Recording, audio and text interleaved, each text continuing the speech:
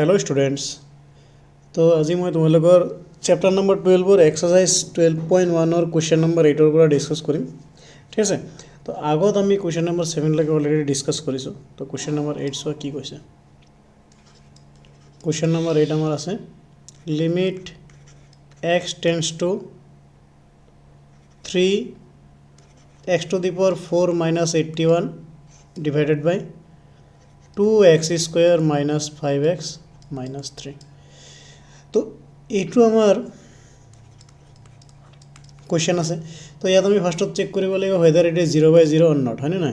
তো 0/0 আমি কেনেকৈ চেক কৰিম? ইয়াতে 3 বহাই দিলে কিমান হয়? 3 to the power 4 minus 81 divided by 2 into 3 square minus 5 into 3 minus 3।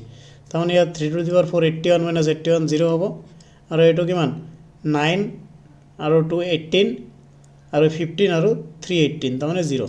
মানে এইটো 0/0 ফৰ্মত হ'ব। তো আমি এইটো কি কৰিব লাগিব? উই হেভ টু ডু মডিফিকেশ্যন, হয়নে? আমি মডিফিকেশ্যন কৰিব লাগিব।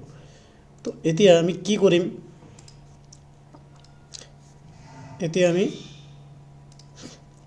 ইয়াতে লিমিট x টেন্স টু 3 তলত আমি ফেক্টৰাইজ কৰিব পাৰোঁ নেকি চাম, আৰু ওপৰত আমি ফেক্টৰাইজ কৰিম, হয়নে? আমাৰ ইয়াতে চোৱা x to the power 4 minus 81, হয়নে? তাৰমানে এইটো কি লিখিব পাৰোঁ? X square to the power square লিখিব পাৰোঁ মাইনাছ 9 স্কুৱেৰ লিখিব পাৰোঁ, হয়নে? আৰু ইয়াত কি লিখিব পাৰোঁ? 2x square minus 5x minus 3, হয়নে? তাৰমানে এইটো কিমান 6, তাৰমানে 2x square minus 6x plus x minus 3 লিখিব পাৰোঁ। এইটো মাইনাছ কৰিলে আমাৰ কিমান হ'ব? 5x হ'ব, মাল্টিপ্লাই কৰিলে কিমান হ'ব? মাইনাছ 6x স্কুৱেৰ হ'ব।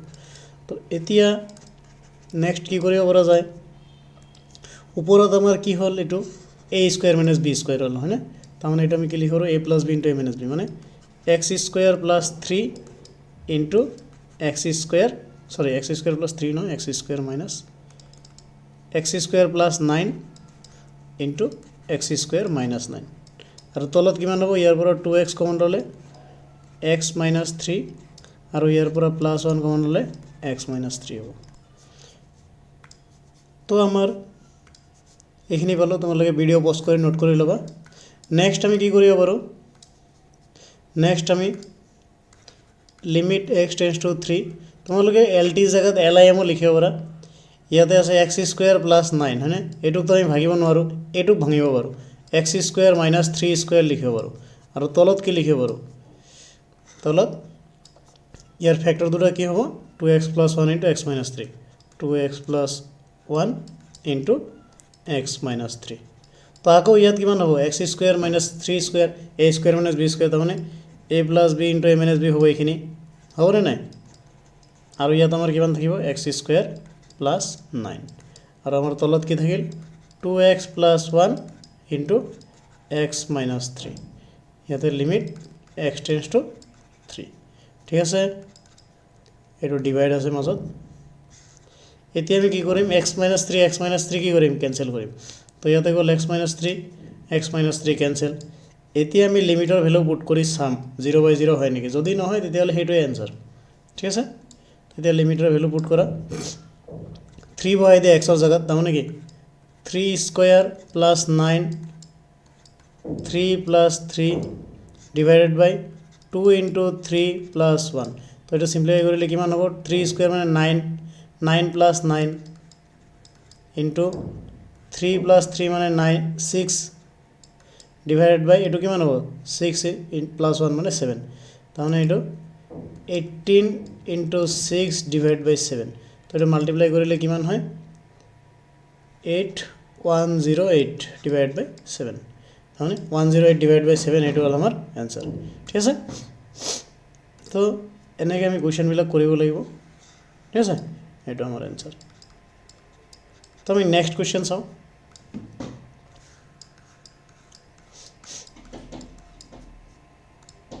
Next question number 9।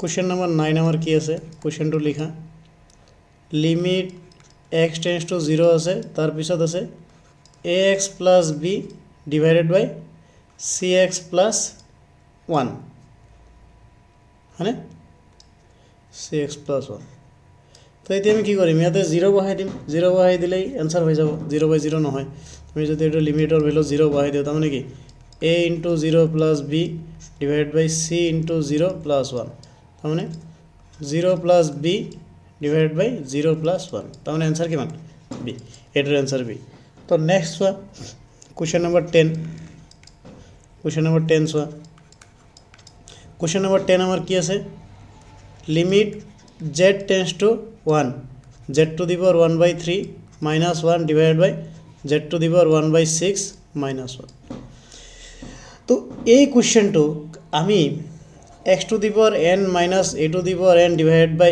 x minus a এইটো ফর্মত আনিব পাৰিম না নাই হয়নে এইটো ফৰ্মত আনিলে আমাৰ কোশ্চেনটো সলভ হৈ যাব তো আমি সেইটো ফৰ্মত আনিব ট্ৰাই কৰিম তাৰ আগত আমি এইটো বহাই চাম এটা 1 বহালে তো 1 minus 1 0 হ'ব তাৰমানে এইটো কি 0/0 ফৰ্মত আছে 0/0 ফৰ্মত আছে তো আমি এইটো কি কৰিব লাগিব ডিভাইড কৰিব লাগিব বাই z minus 1 নিউমাৰেটৰ ডেনোমিনেটৰক z minus 1 দি ডিভাইড কৰিব লাগিব ডিভাইডিং লিখা dividing numerator and denominator by z minus 1 কৰিলে কি হয় limit z tends to 1 1 by 3 minus 1 divided by z minus 1 তার পিছত divide z to the power 1 by 6 minus 1 divided by z minus 1 তো এতিয়া এলজেব্রা লিমিট মতে আমি কি কৰিব পাৰো লিমিট তলে উপৰে উঠাই দিব পাৰো হয়নে তলে উপৰে আমি উঠাই দিব পাৰো তাৰ মানে এটো কি হ'ব লিমিট z tends to 1 ইয়াতেও লিমিট z tends to 1 হ'ব ঠিক আছে তো z to the power 1 by 3 আর 1 কো আমি কি 1 to the power 1 by 3 লিখিব পাৰো ডিভাইডেড বাই z minus 1 আর এটা কেমন আছে z to the power 1 by 6 মানে 1 কো আমি 1 to the power 1 by 6 লিখিব পাৰো হয় না 1 এর যিমানে পাওয়ার করে কিমান থাকিব 1 এ থাকিব ঠিক আছে নহলে ভিডিও পজ কৰি নোট কৰি লবা এতিয়া চোৱা এতিয়া আমাৰ ফর্মুলা কি আছিল ফর্মুলা আমি এটো অলরেডি প্রুভ করেছিল হয়নে এটো ফর্মুলা আমি অলরেডি প্রুভ করেছিল যদি আমার লিমিট এনেকুৱা যদি থাকে হয়নে